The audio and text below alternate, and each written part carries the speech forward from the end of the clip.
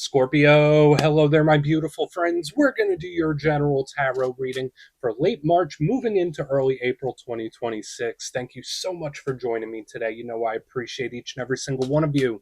So let's get right down to business, as always, and start you off with an oracle card here, just so we could dip our toes into energy and see what's happening for the lovely Scorpio collective. I hope you're all doing fabulous and fantastic, my friends. Let's get it going here.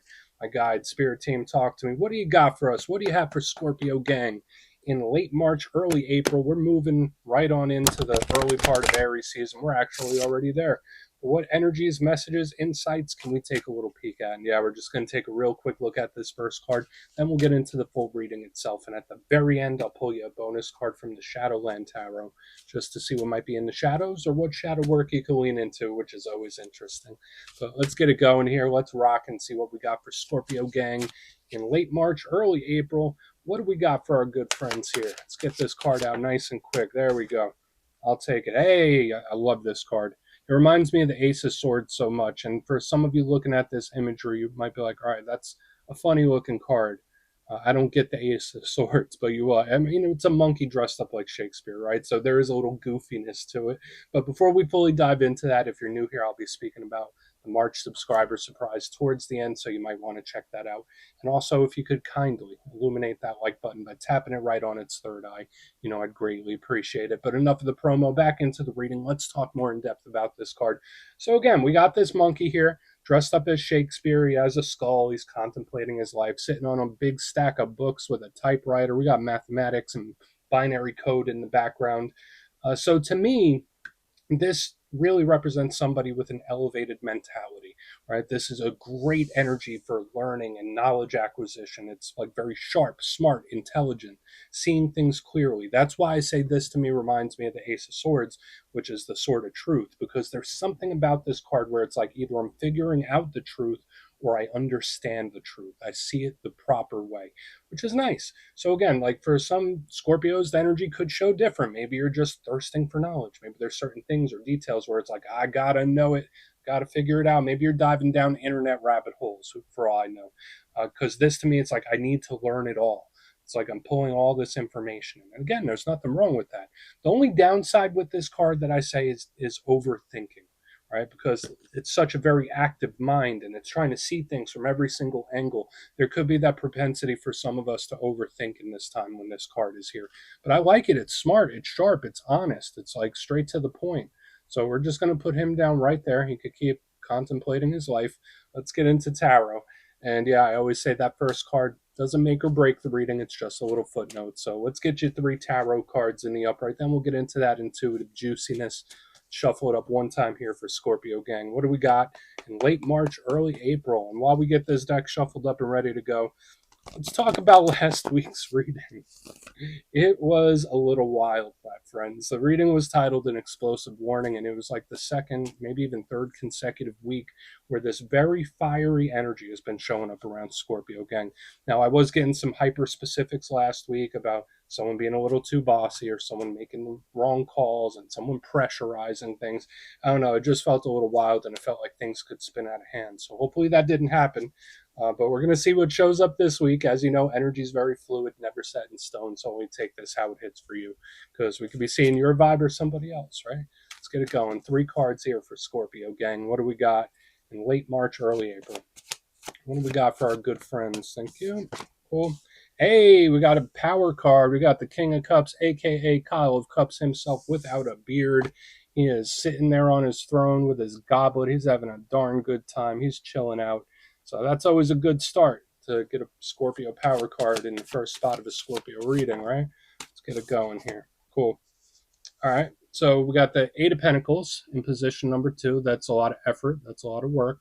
We'll see if that's a good thing. That's also fixing, mending. Let's get one more.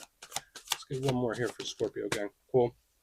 All right. We do have a bonus. All right. So we have the World, which is okay. The energy seems like it may have taken a slight tone down from the last couple weeks, which I think could be good, right? It's rough when we're running a little too hot, but there is still that little pushy type of energy because we do have the Knight of Swords as the bonus. So let's go through. I'll give you some of the classical meanings and archetypes, then we'll get into that juicy intuitive stuff. But at first glance, I always like to look at the elements because I feel like it frames the reading, it shows us how things are moving.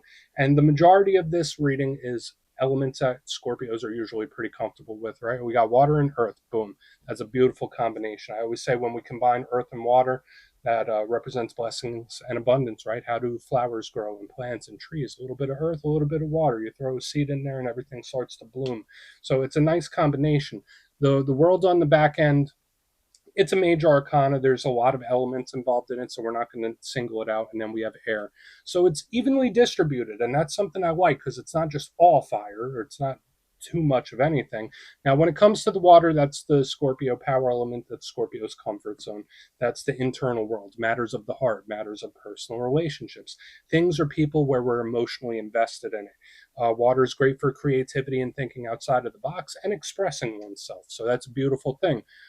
The downside with water, and if anyone knows about this, it would be us, right? That those waters can run deep, and sometimes those emotional waters can overwhelm and be a little heavy. Uh, Water is always up and down, back and forth, right? It's always in a state of movement. So we're going to need to keep an eye on that King of Cups. We will. Moving to the middle, we have Earth. The great thing with Earth, it's very reliable. It represents your security and stability internally. We think of routine, we think of day to day life, we think of work, business, finance, investments, all the material aspects of life, home and family. So I like the earth energy because it's the world that we exist in. And the downside, sometimes it could be a little slow. Sometimes it could be a little monotonous. Sometimes it could be a little boring. So watch out for stuff like that. The world, no element, of course, because it has multiple. It's just very powerful major arcana, which represents big themes, very karmic, universal. And then air on the back end is more so logical, pragmatic communication, matters of the mind. So let's go through and start building this out piece by piece. Position number one, we got our pal, the King of Cups, and we spoke about him. It is a Scorpio power card. Remember, it's not gender specific here. And I always say with kings, they represent control of their suit. We spoke in depth about the water and what it represents. So the King of Cups is usually chilling, even keeled, nice and balanced. This is the fullest expression of the cup suit. So if it's something I love it with all my heart. If it's something I care about it, I care about it to the moon and back. Like this is a full expression of emotion, which can be beautiful. At the same time, full like when this energy flips in reverse, like those energies can flip upside down too, where it's like the more you care about something, the deeper it hurts if something goes wrong, right? I don't want to get too far off track. We're just sticking to the literal meanings of this card. Again, it could represent Scorpio, so we'll see what shows up when we clarify it. It could tell us something that's coming in or a way you might be feeling. But we think of big feelings here. The King of Cups also likes to cut loose and have a good time, right? That's another thing with this card. But sometimes may have an issue with limits. So no judgment here, King of Cups. The downside to this card, we already spoke about it. So we'll see what's up. Like this card can get a little wild sometimes. Now, moving to the middle, we have the Eight of Pentacles. Really like it. Again, it's a big card of work and effort. So it does tie into career and business, how we earn those pentacles. For some Scorpios, you might be in pentacle mode. But this to me is about effort and dedication. That's the big thing. It's very artisanal energy, someone that's dedicated to their craft. So I really like it. Now, if we're not talking about work, business, and finance, and we put this more so in the realm of personal relationships, this is somebody wanting to put effort into something, wanting to make something work. And the good thing about the Eight of Pentacles is sometimes it can represent fixing something, mending something, tweaking things, and refining them. So that's a good thing. The downside with the Eight of Pentacles, sometimes it's an energy that can try too hard or care too much or just push too hard, which was a theme I did see last week. So we're going to keep a very close eye as we move forward through the reading to see if we still get any of the pressure that I was picking up last week. Now, moving to the back end, we have the World. This is the last of the major arcana in the tarot deck. So, of course, this can represent endings, conclusions. But I always say it's not like the Ten of Swords, right? Like the World to me doesn't represent, just pain or growth only through pain.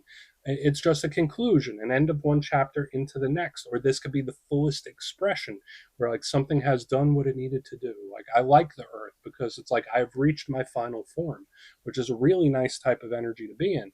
Now, the downside, of course, sometimes change, there's a big part of change and transformation. Sometimes it can be difficult. Sometimes the close of a chapter can be very difficult. But the thing with the world, it's the close of one chapter, the opening of the next. Right? So we do want to look at this further. And again, it has karmic connotations, and it can also speak about the world itself, the world today.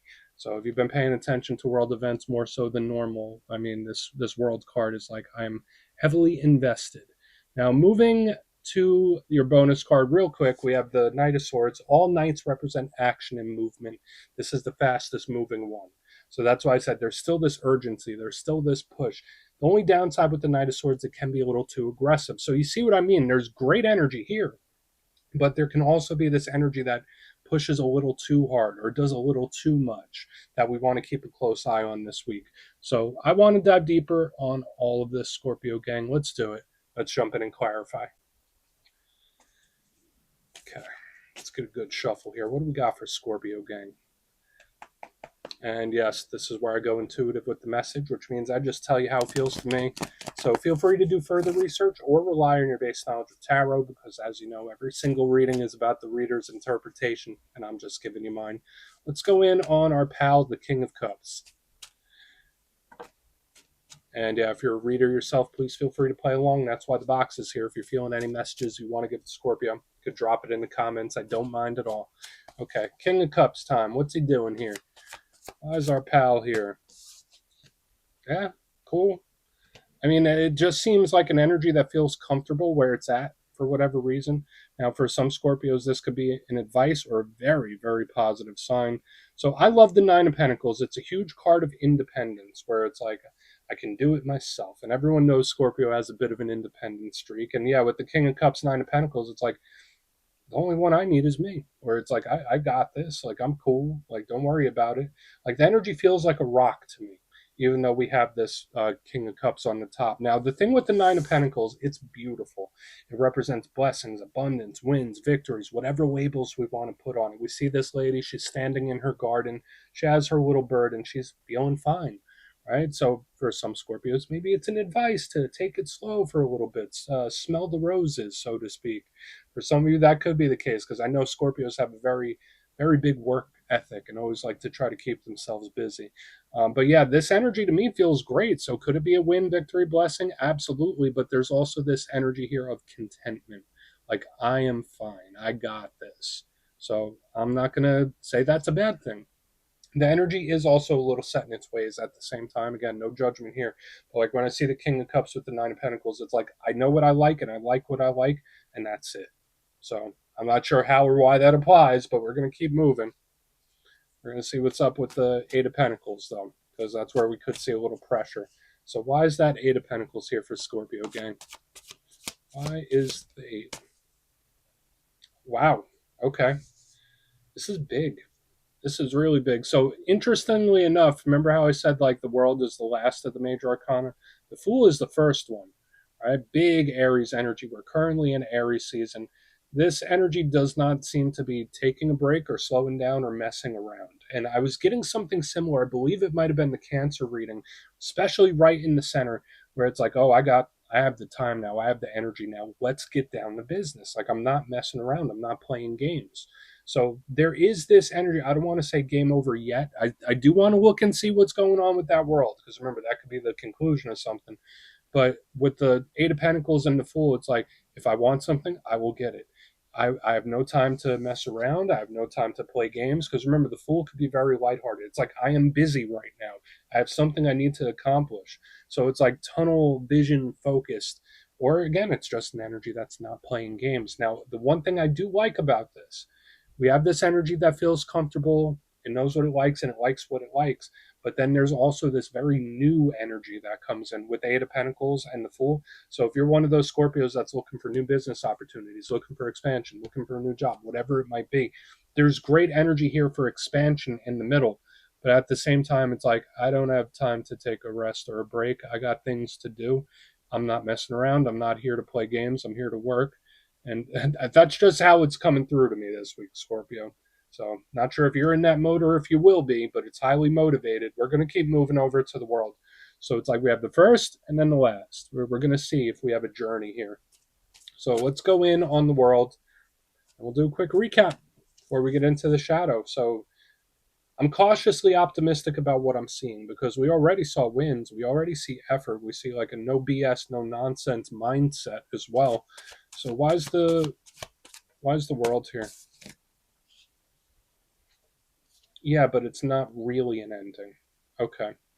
So we have the Ace of Swords. Remember when we started off the reading, I said about that monkey card, what card it reminded me of? You could roll back the tape if you'd like. I was saying it reminds me of the Ace of Swords, the Sword of Truth. Funny how we see it at the culmination of the reading this week. Now, again, Ace of Swords, the Sword of Truth, sees things clearly. It is what it is. The facts are the facts.